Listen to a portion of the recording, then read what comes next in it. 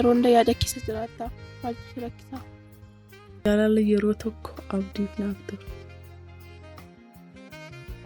Amma garuu yaadannoo qofaana.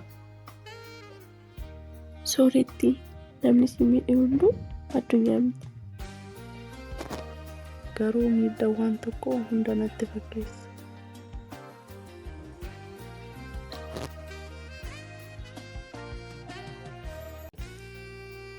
Dhiifama dubbii keessan otoon hin yaadiniin dhagahe. Ati eenyu? Ani nama tasaa garuu jaalala dhugaa amanu. Nama tasaa yeroo jecha guddaa qabda. Jaalalli dhugaa hin jiru hundumtuu. Jaalalli dhugaa ni jira garuu irra guddaan namaa dogongoraan itti fayyadamuuf malee. Sooretti ati jaalala sodaachaa jirta. Osoo hin taane of sodaachaa jirta. Tarii dhugaa ta'uu danda'a.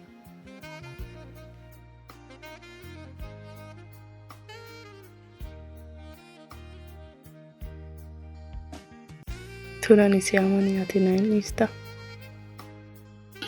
Ani waadaa guddaan dubbadhu garuu dhugaan nan tura.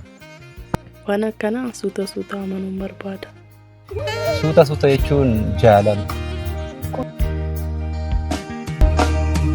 Yoosiif gamuun ni jaalala simmiilanne mira koo malee badiin kan koo har'anaaf galee badiin kan koo har'anaaf galee. Sooretti jaalalli ariifatan barbaadu. Yeroo fi obsaan ni ijaarama. Ammas abdii argeera.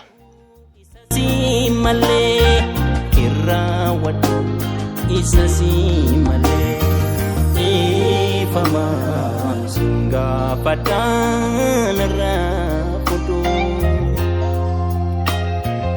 ifama waan waliin taane yaadadhu